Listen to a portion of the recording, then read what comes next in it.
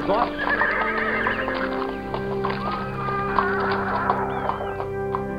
Estranho. Como estranho? Você que enxerga melhor, são ou não são os nossos?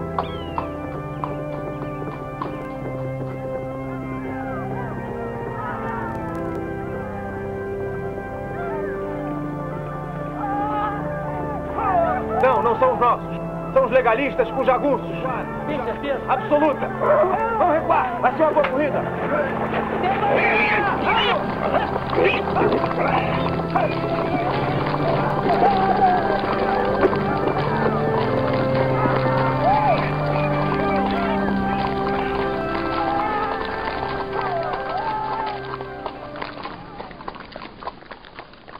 A coluna, queira ou não queira, é um dos momentos épicos da história do Brasil, né? A Marcha da Coluna.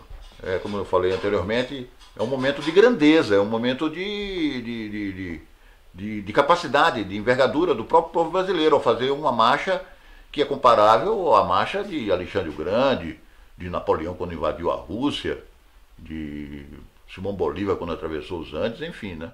Quando a coluna começa como um movimento tenentista que quer derrubar o governo porque quer democracia. Mas quando a coluna faz o seu trajeto, e já no curso do trajeto, o próprio Prestes me disse que ele descobriu que o Brasil era outro completamente, ele não conhecia o Brasil. A pretensão da coluna, ela foi muito bem colocada do início. Ela pretendia de Goiás atravessar Minas Gerais, pelo Rio São Francisco, em direção à capital, Rio de Janeiro. Né? O sentido era realmente de despertar, digamos assim, os quartéis militares, né, em muitos estados, para se oporem ao presidente Arthur Bernardes. Dentro do exército, nesse momento, há um sentimento de revolta e de vontade de mudar as coisas do país. A coluna ela tinha vários destacamentos, né? E era uma estratégia da coluna que esses destacamentos se separassem, né? Até para despistar o inimigo, para confundir o exército brasileiro na época, né? Como que aquela história toda, aquela marcha, aqueles revoltosos, né, interagia no imaginário popular, como que as pessoas se relacionavam com uma coisa que eles não viam, né, na maioria dos casos, mas que a notícia chegava até eles. Goiás foi uma região onde a coluna foi bom para a coluna, porque a coluna nessa guerra de movimentos, né, e com as passagens dos rios e tudo isso, então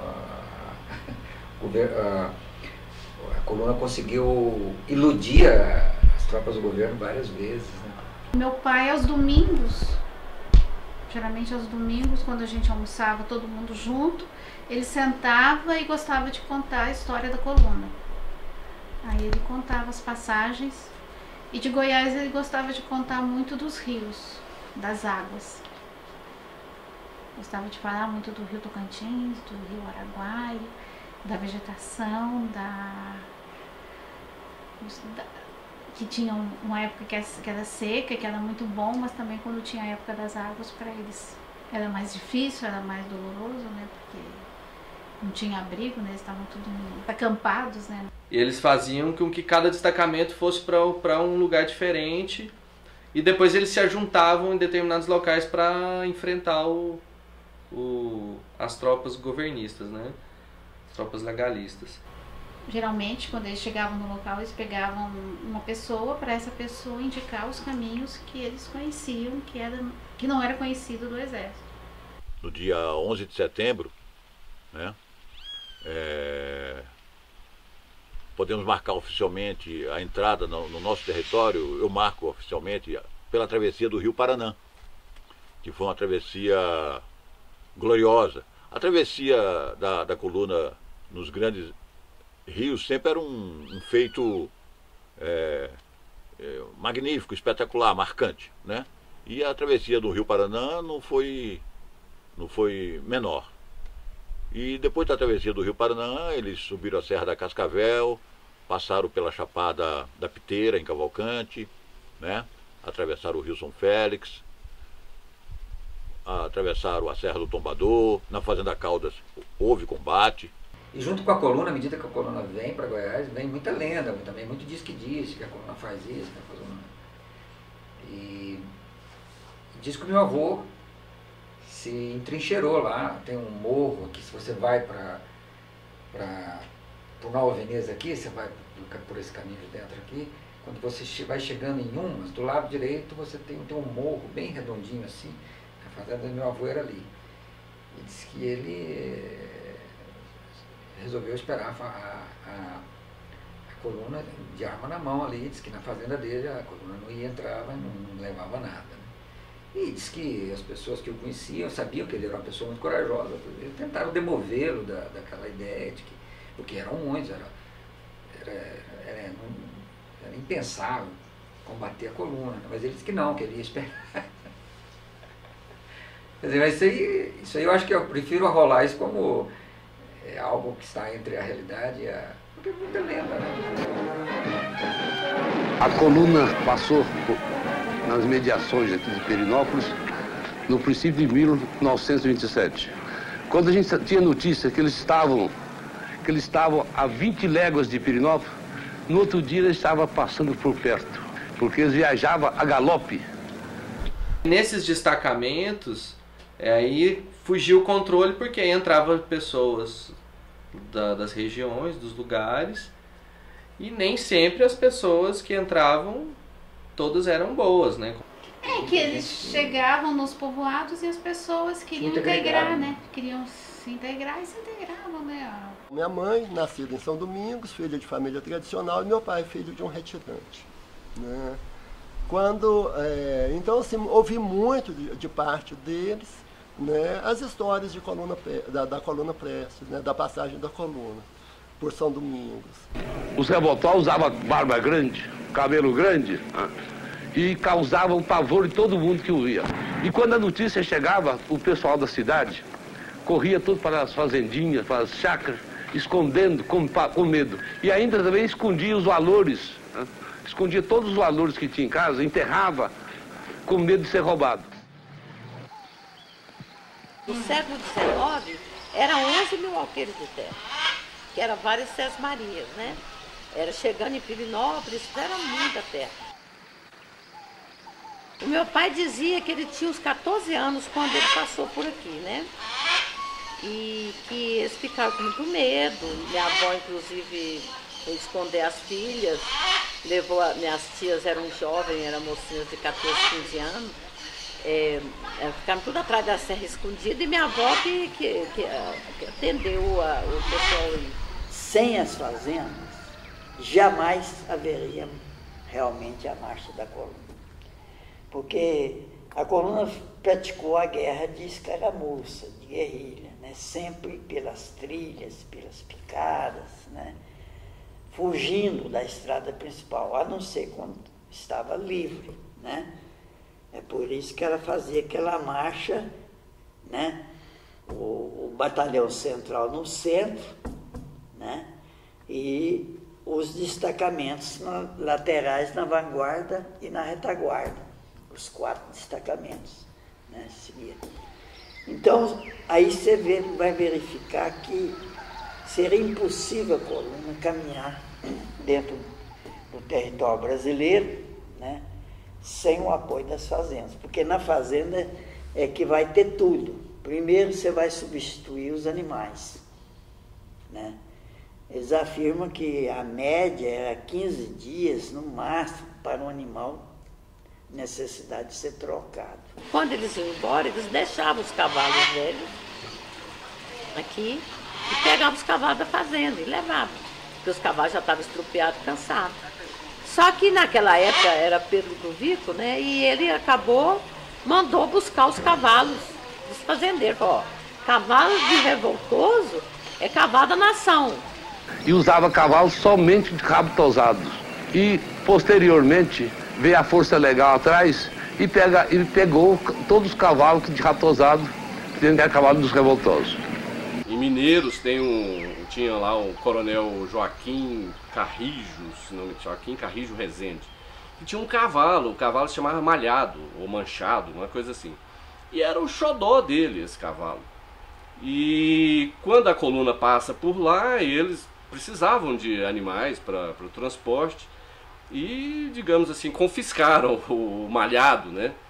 E reza a lenda que depois disso o coronel definhou e acabou morrendo de paixão, vamos dizer assim, pelo cavalo, não pela coluna, diga-se de passagem.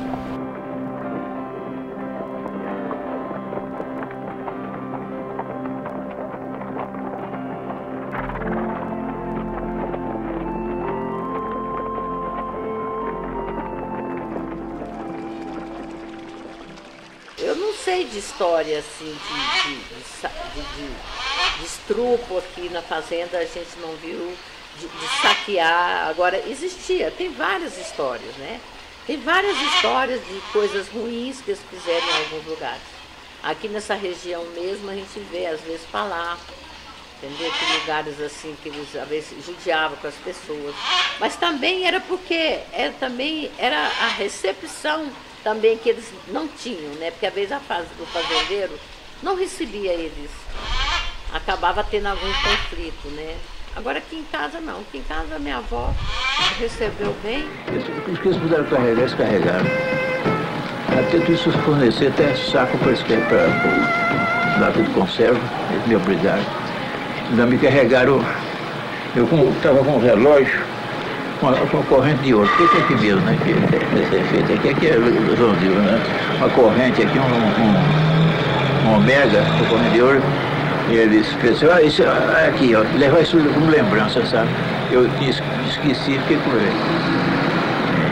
Eu nessa vez, 2 revólveres que eu tinha pedido de São Paulo, eu tinha escondido, sabe, a munição que eu estava reunindo para ver se nós fazíamos a resistência aí, eu tinha bastante munição, já nós estávamos prevenindo para eles faziam uma resistênciazinha, né? Nesse processo da ida para Goiás, as tropas de Cringer vêm atrás, né?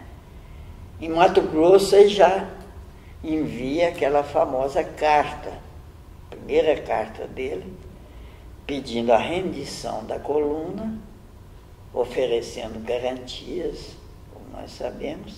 Depois ele tem, a partir de Mineiros, ele escreve uma segunda carta. Na primeira carta, né, as tropas de Miguel Costa, eles ficam com o carro do Cringer e o motorista, né? E na segunda carta foi enviada quando já estava a coluna em Morada Alta, em Zeca Lopes, na sede da fazenda, né? Então nós tivemos 3 cartas. Lá no Ceará você vai ver que tem uma terceira carta, que é a carta do Padrinho Cícero, né, pedindo também a rendição da coluna para não atacar Juazeiro, né? Então, a rendição e sempre oferecendo garantias de liberdade, etc. Então, esse processo que entra ali a partir de Baús, vai entrar no povoado de Mineiros, né? Aí João Alberto entra em Mineiros, né? Enquanto Cordeiro de Faria vai vigiar a ponte do Cedro, né? Que as tropas do Cringer teriam que passar para entrar na cidade e sair rumo, né? A Morada Alta. Minha mãe, nascida em São Domingos, filha de família tradicional, e meu pai, filho de um retirante, né? Então, assim, ouvi muito de parte deles, né, as histórias de da coluna Prestes, né, da passagem da coluna por São Domingos. E são histórias contadas de forma diferente, elas têm aspectos diferentes. Pela minha mãe, uma história de uma mulher, né, uma menina ainda, com 10 anos de idade, mais ou menos. Minha mãe era de 15, devia estar mocinha com 12 anos de idade, pensando na invasão pelo que eles chamavam de revoltosos, né? São homens de guerra, homens de arma e tal. Então o que era isso para uma mulher, né, uma mocinha e tal? Então um terror, não sei o quê. E meu pai era um filho de retirante, um aventureiro, um homem, né? aspectos bem diferentes. Meu pai já com 17 anos de idade, 16 para 17 anos de idade. Então, das histórias que eu me lembro, né, é que vinham notícias da coluna. A coluna está em tal lugar, a coluna está em tal lugar, chegava. E aquele terror crescente e tal, até que a coluna chega. Chegaram na Fazenda Caixara, uma escolta de mais ou menos 80 homens, comandado pelo Siqueira Campo. O velho meu pai ficou muito nervoso no momento, mas mandou eles que apiassem e foi oferecer para ele o que tinha de comer na fazenda. Tinha muito requeijão, queijo, doce de leite, manteiga, tinha muito ovos, mandaram que fritasse todos os ovos que tivessem na fazenda para eles comerem, que pudesse comer assim de momento. Buenos Aires, 30 de abril de 1927. Prestes. Às ordens, meu caro general. Como deve saber, a 25 de outubro deixei a coluna para marchar em direção de Campo Grande, procurando levar a cauda do cometa. Fiz uma marcha rápida para Goiás, indo bater a 1º de janeiro de 1927 na cidade de Jataí às 4 horas da manhã. Foi a maior surpresa que fiz na Revolução.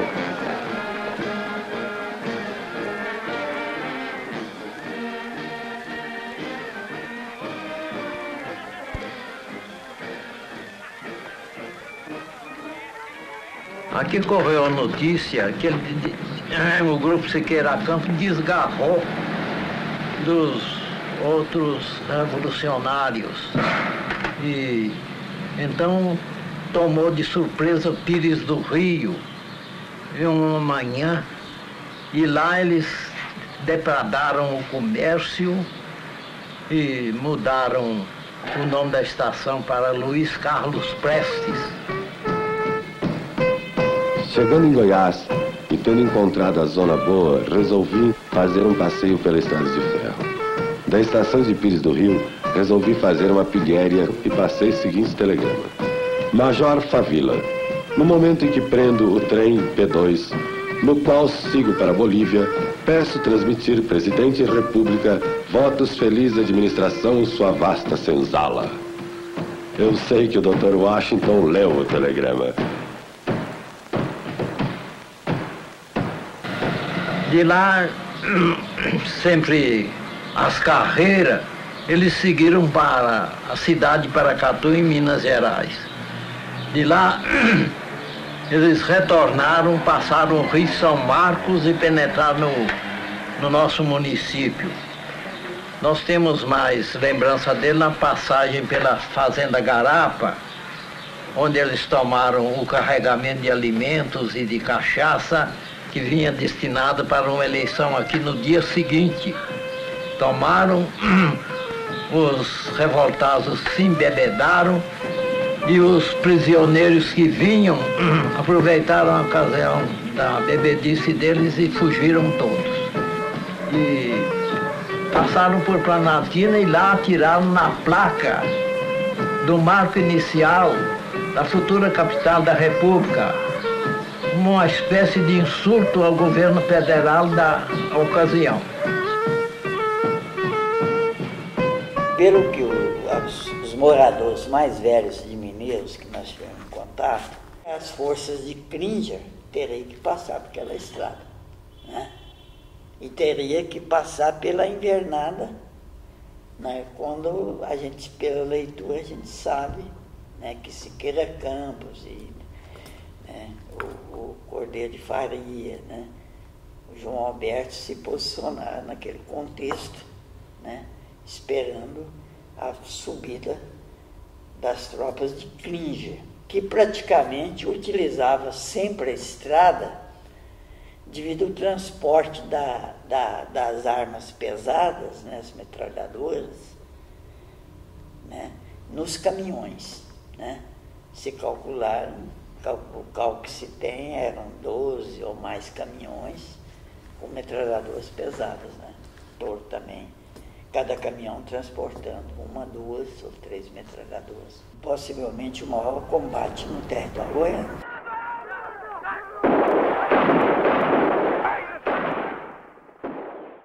Aqui em Goiás, esse combate muito grande de Morada Alta, que foi o mais representativo, né? E depois nós temos uma série de escaramuças, né? E o combate de Anápolis, eu acho que são os mais significantes, dentro do contexto de Goiás. Essa ideia do memorial, da coluna aqui, foi justamente para a gente fazer de que, de alguma forma, aquilo ficasse registrado na história de Alto Paraíso. E eu achei por bem que seria uma forma de resgatar a história que se passou aqui em Alto Paraíso e também de a gente conseguir diversificar o turismo aqui. Pouco tempo antes da coluna chegar, uns 2 ou 3 dias, a cidade, eles esvaziaram a cidade. A minha bisavó materna, a avó da minha mãe, era chefe política de São Domingos. Ela se chamava Yaya Joaquina, né?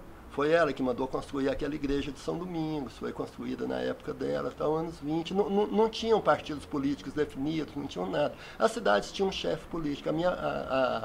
A minha bisavó, com a morte do marido dela, assumiu a chefia política da cidade. E ela mandou evacuar. E eles arrumaram um lugar, um pé de serra, uma gruta, alguma coisa assim, fugiram. A cidade fugiu inteira. Me parece que ficou uma pessoa para trás. Patriotas, estamos aqui em paz. Queremos conversar com todos os homens e mulheres desse povoado. Transmitir nossas ideias revolucionárias. Não somos bandidos, somos revolucionários. Os coronéis e os homens deste governo espalham notícias falsas a nosso respeito, mas nós estamos do lado de vocês. Nós vamos entrar em paz. Estamos armados apenas para nos defendermos. Essas armas aqui são para serem usadas contra os nossos opressores. Nunca, estão ouvindo? Nunca serão usadas contra o povo. Desmontar!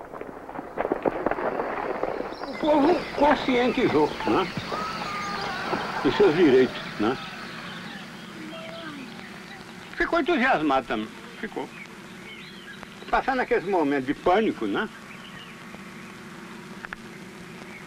Ficou entusiasmado, acreditou, né? De fato, a coluna, a intencionalidade tu leva a crer que era entrar em Anápolis. Foi aproximando de fazenda a fazenda, né? Chegando a fazenda São Felipe, já nas proximidades. Aí uma comissão de pessoas, né? Digamos assim, pessoas reconhecidas em Anápolis, foram pedir a coluna de não entrar na cidade, não atacar a cidade. Foi bem aceito, né? E preste então, né? Dá até um salvo-conduto para o retorno deles, né? De retornar a Anápolis. Eu acredito também que a coluna, diante do aquartelamento das forças de Cringe, né? Ela desistiu realmente de fazer uma ocupação de Anápolis. Quando a coluna chegou, a cidade abandonada, né? E o comandante ocupou a Praça Central e mandou procurar a população. Eles não levaram 2 horas para chegar onde o pessoal estava. Eles disseram que ouviam um galo cantar, que coisa. O pessoal levou cachorro, levou mantimentos. E era uma população barulhenta, né? Não tinha como se manter silêncio, e eles acharam. E meu pai contava que chegou um grupo de revoltosos com 5 homens mais ou menos armados, procurou quem era o chefe, né, da cidade, quem era o chefe local, e eles falaram com minha avó que o comandante estava mandando que eles voltassem, ordenando que eles voltassem para a cidade, né? Que na cidade eles poderiam dar garantia de vida, né? Que lá entre eles podiam dar, mas eles não podiam fazer nada se acontecesse alguma coisa naquela distância. Então que eles voltassem, que eles garantiam a integridade das pessoas da cidade. Então, e eles voltaram, confiaram e voltaram. De repente a gente tinha um projeto do Niemeyer, um dos últimos que ele ainda estava em vida, né, nessa época. Vai ser uma coisa muito bom para toda a região da Chapada dos Veadeiros, né? Para desenvolver esse projeto geral, a gente precisava de R$600 mil. E o governador pegou e bancou 800. E nós temos um fuzil, né, da fazenda aí dos revoltosos, inclusive esse fuzil, ele tem o símbolo da República, é uma arma do Exército. E meu pai dizia que um revoltor tinha esquecido essa arma aí. E eu cresci com isso, achando que, deixa eu esquecer dessa arma. Depois, um dia, depois que meu pai morreu em 81, uns anos depois meu irmão mais velho falou, Thelma, aquela história do meu pai não era essa. A história, na verdade, meu pai não tinha coragem de contar, porque não ia contar para qualquer um. Mas a verdade é que ficou um revoltoso para trás, aí dando sopa, e os peão da minha avó matou o cara. Entendeu? Que Deus o tenha, né? Porque hoje o fuzil dele tá aí, né? Serve, é uma relíquia, eu mostro muito para os turistas. Mas, assim, a história foi essa, né? Dele ter sido assassinado pelo espião da minha avó. Mas nesse ínterim, o prefeito aqui morreu. Assassinaram o prefeito, que é o pior, né? Então, houve uma comoção, né? Então isso daí ficou meio desarticulado. E esse outro prefeito que entrou e assumiu, ele já não sei se ele não deu importância, não acreditou na ideia, né? E a gente perdeu esse projeto, perdeu até os 800 mil que teve que devolver porque não foi usado, né? Minha mãe recolhida, eles recolheram as mulheres não circulavam, né? Mocinha, esse negócio tudo dentro de casa. E os meninos soltos. Da parte do meu pai, né, o que ele contava, falava como é que era, os olhos dele brilhavam, ele falava, eram umas gaúchas lindas, né, dos cabelos compridos, 2,38 na cinta, né, então as mulheres altas, bonitas e tal, então ele encantado com aquilo. E começa a circular no meio e tal. O meu pai foi convidado a acompanhar a coluna. Sobre as mulheres da coluna, com meu pai sempre gostava de contar a história quando eles estão vindo já lá do sul, né, que eles vão atravessar o rio, e ele dá a ordem que as mulheres todas não podiam atravessar o rio, que eles iam seguir sem as mulheres. E quando ele foi um dos últimos a atravessar o rio, quando ele chegou lá do outro lado, as mulheres já estavam todas lá, que a ordem dele. Aí depois dessa ele já desistiu de falar que as mulheres não poderiam mais acompanhar a coluna, né? E elas foram muito úteis. Ele falava que elas eram enfermeiras, elas cuidavam dos doentes, e elas zelavam até pela saúde deles, né? Essa batalha aconteceu praticamente, se calcula, a fazenda São Felipe, a 3 léguas de Anápolis, né? Se tem esse cálculo. E ela aconteceu no momento em que a coluna já estava entrando na estrada para demandar rumo ao Planalto Central e depois, né? Ir para Goiás e depois, primeiro ir para Goiás, velha capital, né? E depois rumo ao Planalto Central. Então, no momento que os revoltosos entram, né, na estrada, se deparam com forças do crime, né? Eu acho que ele comentou com alguém e meu avô descobriu, né? E chamou ele no canto e falou, olha, não criei meu filho para pistoleiro, né? Pegou meu pai e levou para a fazenda, sumiu com ele de lá enquanto a coluna teve. Ele teve algum contato, mas não teve todo o contato. Ele foi escondido pelo meu avô para não acompanhar mesmo. Essa batalha foi realmente uma batalha que você tem 2 registros, né? Tem um registro do lado das tropas de Miguel Costa e Luiz Carlos Prestes, Juarez Tava, etc., em que mostra, né, foram capturados 4 caminhões, eles falam lá, né, e mortes de 10 a 15 soldados da tropa da Força Militar de Cringe, né, e muitos feridos. Por sua vez, o registro de Cringe, né, que se posicionou, né, ele estava muito preparado, ele ficou dentro, praticamente próximo ao cemitério, com vigia, né, mas ele tinha forças aquarteladas na posição.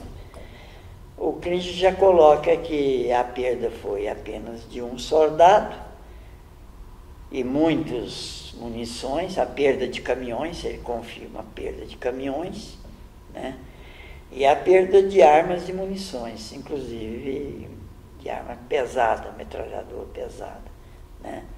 Mas ele coloca e outras baixas não especificadas, ele não especifica. Possivelmente foram esses mortos, porque, ou se não, uma quantidade grande de feridos, né? Foi um conflito também digamos, porque o conflito foi dentro do período de tempo, eu recordo bem, tenho isso na cabeça, é das 11 horas até as 4 horas da tarde em luta, né? Então você tem o período das 11 às 16 horas, né? Um período longo, né? Troca de tiros, né? Etc. E depois a coluna segue. É uma marcha heróica. Eu acho que eu não sou especialista no assunto, mas acho que só comparável à marcha de Mao Tse Tung, uma coisa assim. Acho que não tem poucos precedentes na história de uma marcha tão extensa que tenha envolvido tanta gente, né? São 25 mil quilômetros, acho que em 2 anos e meio eu fui fazer uma conta, dá 27 quilômetros por dia. Você pensa o que é andar 27 quilômetros todos os dias, né? Primeiro, bom, meu grupamento teve 2 pequenos combates hoje e nenhuma baixa. Siqueira, a retaguarda. Nada de novo na retaguarda. João Alberto, a nossa vanguarda. Tive um entreveiro com o jagunço do Coronel Rolim, aqui no Rio Formoso, mas eles fugiram. Alguma baixa por lá, João Alberto? 2 cavalos. Perdemos 2, mas campeamos 5, meu comandante. Bom. Juarez, situação geral. Nós estamos sendo atacados por 2 colunas inimigas. Uma vem de Jataí, o destacamento da Força Pública de São Paulo. O efetivo deles? 150 homens, mais ou menos. O armamento? Que eu saiba, são armas leves. Mas eles possuem artilharia. Inclusive canhões 75. Canhões não, um canhão só. E tá emperrado, não funciona. Calma. Juarez, pode continuar. Cordeiro. A outra coluna já está no Rio Verde. São jagunços do Coronel Rolim e soldados de Goiás. Do que o Coronel Rolim, nós temos mais forças. Eu posso atacá-lo no Val do Rio Doce. Aí. Muito bem. Eles querem que nós combatamos, não é? Mas nós não vamos combater como eles querem, não. Atenção, nós vamos fazer o seguinte. Uma coluna nossa deve atrair os 2 inimigos para o mesmo ponto. E pode ser esse mesmo Val do Rio Doce, Pena. Essa coluna, então, vai se retirar. Daí, é só esperar que os 2 inimigos se combatam entre si. Esses soldados e esses camponeses, eles não sabem como se equivocam, insistindo em nos perseguir. Eu acho que eles fariam muito melhor se eles olhassem mais para a miséria desse país por onde nós andamos. Eu acredito que eles podem ficar.